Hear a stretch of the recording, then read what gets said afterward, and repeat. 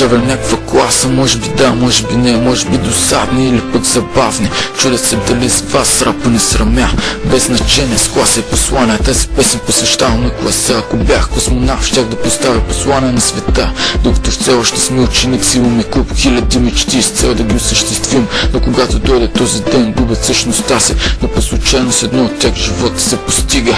Да си ученик се римува с уникалност. Гадно когато имаш класа и попаднеш в клас досаден. Но така от Бог живота ти е даден. Оттам нататък за себе си даваш само ти. Един ден всеки тръгва си, брато, но света за тебе не тъгува. Не Господ е този, който за тебе ще гласува. Той е този, който само грамотевици си раздава. Радвай се на това, не към което се стремиш, е това, което имаш. Всеки има си име, но в реалността то, брато, не струва. Истината е болестта, от която всеки често боледува. Какво е за вас всяка моя дума?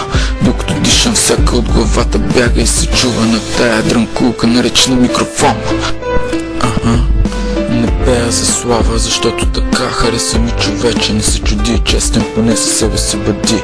Не целя с думи чуда, тя с да ви омая. Музиката за мен е чувство, което за миг се отминава.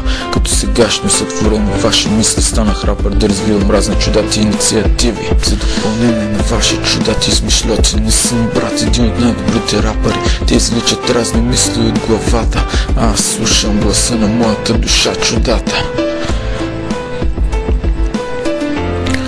Но това за вас, брато, остава си загадка и на воля ще се смеете, защото не знаете смисъла на всяка дума. Във вашата музичета това е просто гатанка, чудата. Музиката не е винаги ритъм, на който често гласа са ти главата. Музиката за мен, братле, е нещо повече.